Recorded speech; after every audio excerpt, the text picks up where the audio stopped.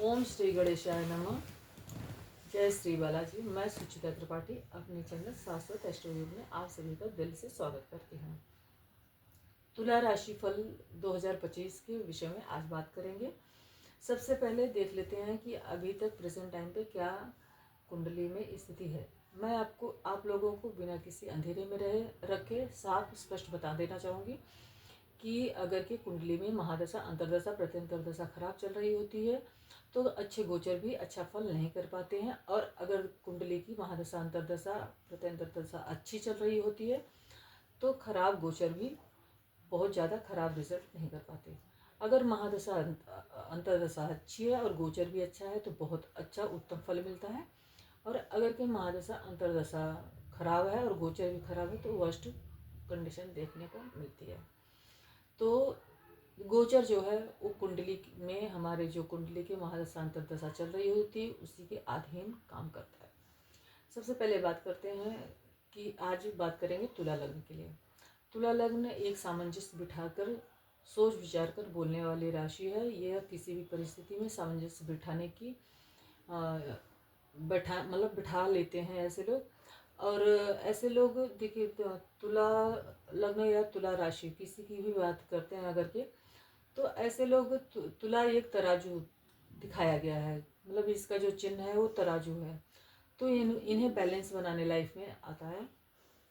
ये लोग देखने में बहुत सुंदर मनमोहक होते हैं क्योंकि इस राशि का जो मालिक है वही शुक्रदेव है। अभी बात करते हैं कि तुला लग्न में जुपिटर की क्या पोजीशन है, मतलब गुरुदेव जो है अभी प्रेजेंट टाइम पे वृषभ राशि में वक्री अवस्था में है, जहाँ पे वो 4 फरवरी तक वक्री रहेंगे। तत्पश्चात मार्गी होकर 13 मई 2025 तक वृषभ राशि में ही रहेंगे। तुला लग्न वालों के लिए गुरुदेव जो है वो तीसरे और छठे के स्वामी हैं, जो कि इस लग्न के लिए कारक ग्रह नहीं माने जाते हैं। तीसरा और छठा दोनों भाव अच्छे भाव नहीं है, लेकिन इस समय पे इसके जो मालिक हैं वो 8वें घर में बैठे हैं, तो विपरीत राजयोग देते हैं। विपरीत परिस्थितियों में कुछ हारी, बीमारी, दुख, तकलीफ या किसी के मरने आदि से, मतलब या किसी भी चीज़ की वसीयत आदि की प्राप्ति हुई होगी अगर के कुंडली में दशा, अंतरदशा अच्छी चल रही होगी। तो अगर खराब चल रही होगी तो हो सकता है कि आपको या आपके फैमिली मेम्बर को कुछ लॉन्ग टर्म डिजीज़ का भी सामना करना पड़ा हो। पर अगर के दशा, अंतरदशा अच्छी चल रही होगी तो कई लोगों का विवाह होने की भी संभावना बनी होगी। अब बात करते हैं, यहाँ पे बैठ के वो 1 2 3 4 5 12th हाउस को भी देख रहे हैं, तो कई लोगों को विदेश जाने का भी सुनहरा मौका मिला होगा। या तो अगर खराब है स्थिति तो किसी न किसी फैमिली मेम्बर को या स्वयं को लॉन्ग टर्म डिजीज की वजह से व्यय करना पड़ा होगा। अब बात करते हैं शनिदेव की, जो प्रेजेंट टाइम पे अपनी कुंभ राशि में स्थित हैं, और अब ये उनकी मूल त्रिकोण राशि है, जहाँ पे कि मतलब शनिदेव जो है इस लग्न के लिए, तुला लग्न के लिए केंद्र त्रिकोण के स्वामी होकर सर्वथा कारक ग्रह होते हैं। अगर कुंभ राशि में विद्यमान है, ये विद्या का भाव है। तो यहाँ से हम अपने हायर स्टडी को देखते हैं, जो कि हमारे पोस्ट ग्रेजुएशन से पहले के है। तो ग्रेजुएशन तक की स्टडी देखते हैं। यहाँ पे वो अपनी मूल त्रिकोण राशि में है, सर्वथा कारक ग्रह है। तो अगर पढ़ाई लिखाई में स्टूडेंट्स का मन अच्छा लगा होगा, मन बहुत ज़्यादा भटका नहीं होगा। लेकिन अगर ये कोई लव अफेयर आदि के चक्कर में पढ़ने की वजह से कुछ लोगों का नुकसान भी हुआ होगा। अगर कि कोई वैवाहिक बंधन में बंधना चाहता होगा और कोई रिश्ता आदि आया होगा तो शादी के बंधन में भी बंधने की संभावना बनती है। यहाँ से शनिदेव यहाँ बैठ के तीसरी दृष्टि से यहाँ देखते हैं, जो कि सप्तम भाव लाइफ पार्टनर के लिए देखा जाता है। लाइफ पार्टनर की इस हेल्थ में थोड़ा बहुत उतार चढ़ाव देखने मिला होगा, लेकिन ये 7वीं दृष्टि से, तीसरी दृष्टि से यहाँ देख रहे हैं, और 7वीं दृष्टि से अपने एकादश भाव को देख रहे हैं। एकादश भाव को देखने का मतलब पंचम, सप्तम और एकादश का संयोग बनने की वजह से कई लोगों को लव मैरिज भी होने की संभावना बनी होगी या हो चुकी होगी, और कई लोगों को माता की हेल्थ में भी थोड़ा बहुत उतार चढ़ाव देखने को मिला होगा। अब बात करते हैं मंगलदेव की। मंगलदेव प्रेजेंट टाइम पे कर्क राशि में नीच के हैं और ये यहाँ पर अभी फिलहाल 46 दिन तक नीच के ही रहेंगे और फिर उसके बाद वो वक्री अवस्था, अभी फिलहाल वक्री अवस्था में, वक्री अवस्था में ही ये मिथुन राशि में प्रवेश कर जाएंगे और उसके बाद यहाँ पर ये 24 फरवरी 2025 को मार्गी होंगे और मार्गी होकर ये फिर से पुनः कर्क राशि में आ जाएंगे।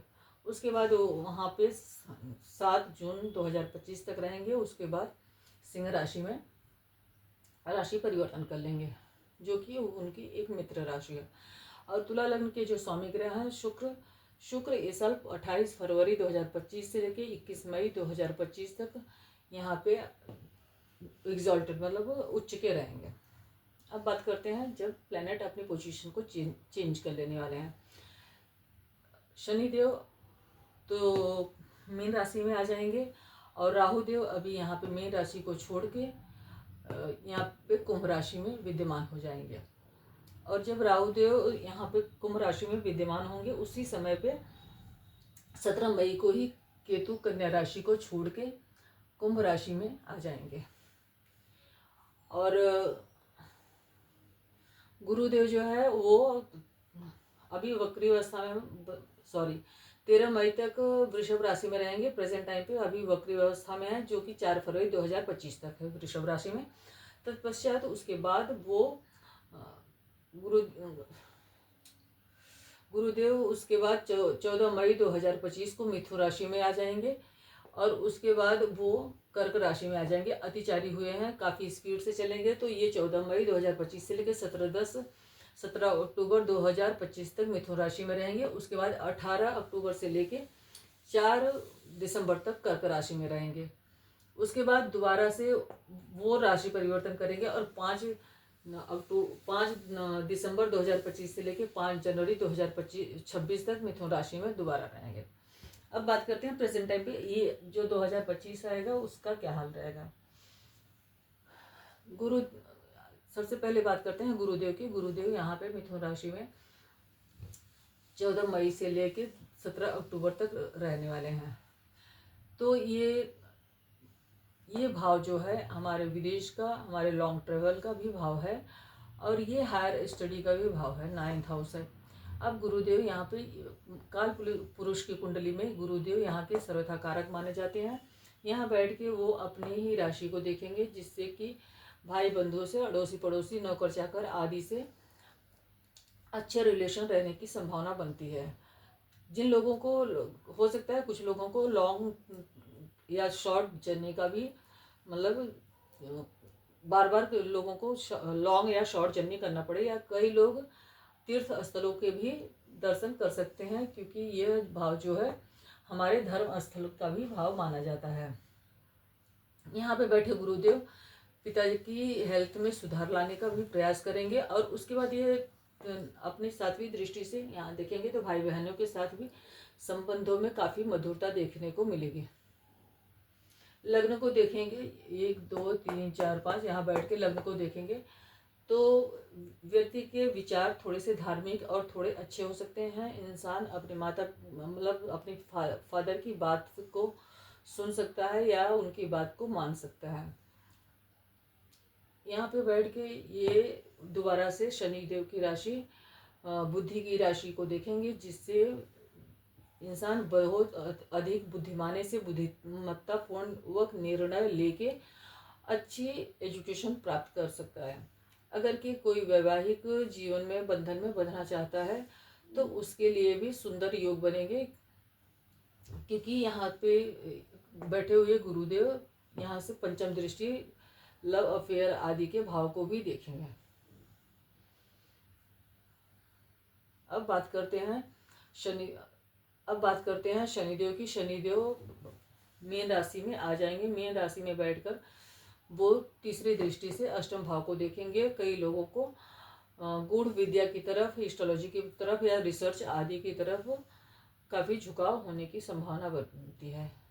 यहाँ बैठ के वो 12वें घर को देखेंगे तो हो सकता है कुछ रोग, ऋण, शत्रु आदि की वजह से छोटे मोटे व्यय होने की संभावना है। इस कुंडली के लिए वो सर्वथा कारक ग्रह हैं, तो बहुत ज़्यादा हानि देखने को कि हानि देखना नहीं पड़ेगा, लेकिन हो सकता है कई लोग विदेश यात्रा करने के लिए कुछ व्यय करें या कुछ पैसे खर्च करें।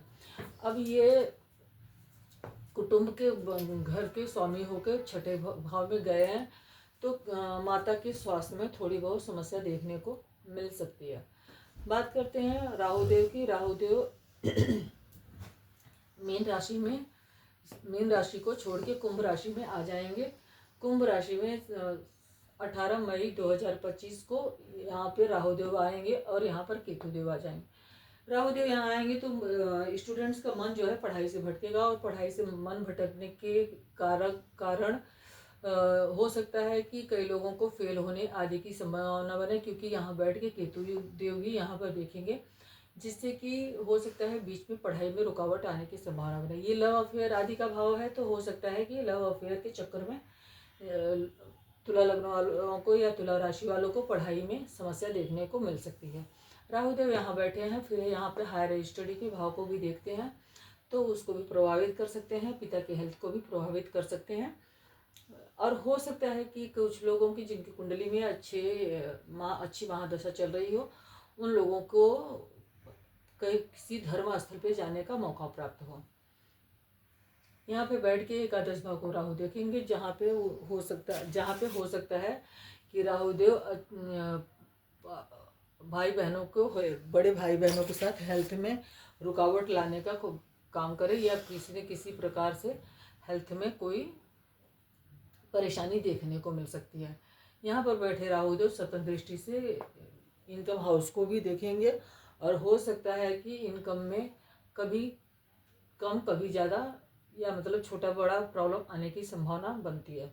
अब राहुदेव बुद्धिमत्ता के घर में बैठे हैं, तो बुद्धि को थोड़ा बहुत कंफ्यूज कर सकते हैं। थोड़ा बहुत कन्फ्यूजन की स्थिति होने की वजह से कई बार परेशानी देखने को मिल सकती है। अब यहाँ पे बैठे हुए राहुदेव लग्न को भी देखेंगे, तो इससे मन में भ्रामक स्थिति होने की संभावना बनती, कन्फ्यूजन जैसी स्थिति हो सकती है। कई बार कन्फ्यूज होने की वजह से गलत डिसीजन लिया जा सकता है, और कई बार हेल्थ में भी उतार चढ़ाव देखने को मिल सकती है। पेट से रिलेटेड परेशानी देखने को मिल सकती है। केतु यहाँ बैठे हुए हैं, यहाँ बैठ के केतु थर्ड हाउस को देखेंगे, जिससे भाई बहनों के साथ हेल्थ में थोड़ी बहुत परेशानी कर सकते हैं, जो कि जुपिटर देव संभालते रहेंगे। अब उसके बाद बात करते हैं केतु देव अगर के वहाँ से बैठ के फिफ्थ हाउस को देखेंगे, तो जुआ सट्टा आदि में थोड़ी बहुत हानि होने की संभावना बनती है। उसके बाद केतु सप्तम भाव को भी देखेंगे। कई लोगों की शादीशुदा जिंदगी में परेशानी आने की संभावना बनती है, जिसको मतलब अपनी बुद्धिमानी से ही संभाला जा सकता है, क्योंकि राहु देव जो है लग्न को भी देख रहे हैं और एकादश भाव को देख रहे हैं, बुद्धि के घर में बैठे हुए हैं, तो वो कन्फ्यूजन क्रिएट करेंगे। पढ़ाई लिखाई, हेल्थ, पेट गैस, अपच आदि की समस्या देखने को मिल सकती है। संतान को भी बीमारी या कोई तकलीफ होने की संभावना बन सकती है। बात करते हैं मंगलदेव की। मंगलदेव जो है कर्क राशि में अभी वक्री अवस्था में है, नीच के हैं, लेकिन दिग्बली हैं। इस 10वें घर में बैठ के वो दिशा बली हो जाते हैं, और सप्तम और द्वादश के स्वामी हैं, तो और कुटुंब भाव को देख रहे हैं, परिवार के घर को देख रहे हैं। धन आदि के मामले में तो कोई समस्या नहीं देंगे, बहुत अच्छी प्रोग्रेस होने की संभावना बनती है। यहाँ पर बैठ के लग्न को देखेंगे तो थोड़ा बहुत गुस्सा और चिड़चिड़ापन आने की संभावना बन जाती है, लेकिन उसके बाद फोर्थ हाउस को देखेंगे। कई लोग अपनी खुद की राशि को देख रहे, उच्च राशि को देख रहे हैं। कई लोग प्रॉपर्टी वगैरह मतलब अच्छी बड़ी प्रॉपर्टी खरीद सकते हैं, अगर कि महादशा अंतर्दशा फेवरेबल रहेगी तो। अगर अदरवाइज महादशा अंतर्दशा फेवरेबल नहीं है, तो कई लोग माता की हेल्थ में या कोई हार्ट से रिलेटेड समस्या देखने को मिल सकती है। उसके बाद अष्टम भाव से बुद्धि के घर को भी देखेंगे, उसको भी प्रभावित करेंगे। अगर कोई लेडीज जैसे कि कोई माताएं बहनें अगर के प्रेग्नेंट हैं, तो मंगलदेव की दृष्टि से अगर कोई दशा अंतर्दशा भी खराब चल रही हो, तो उसमें भी समस्या देखने को मिल सकती है। काफ़ी ज़्यादा सावधान रहने की ज़रूरत पड़ सकती है। मंगलदेव जब उसके बाद जब वक्री अवस्था में ही मिथुन राशि में आ जाएंगे, तो मिथुन राशि में आकर आकर वो 1 2 3 4 द्वादश द्वादश भाव को देखेंगे। द्वादश भाव मतलब थर्ड हाउस 9th हाउस में बैठ के द्वादश भाव को देखते हैं, तो ये लॉन्ग ट्रेवल का भाव है। यहाँ से बैठ के विदेश घर को देखते हैं, तो हो सकता है कि कई लोगों को वीज़ा आदि में जो रुकावटें आ रही थी वो रुकावटें दूर हो और बाहर जाने का मौका भी प्राप्त हो, और स्टडी में भी थोड़ा बहुत सपोर्ट मिले। लेकिन यहाँ से बैठ के वो यहाँ से बैठ के वो थर्ड हाउस को भी देखेंगे, जो कि छोटे भाई बहनों का घर है। छोटे भाई बहनों से विरोध मतभेद आदि होने की संभावना बनाते हैं।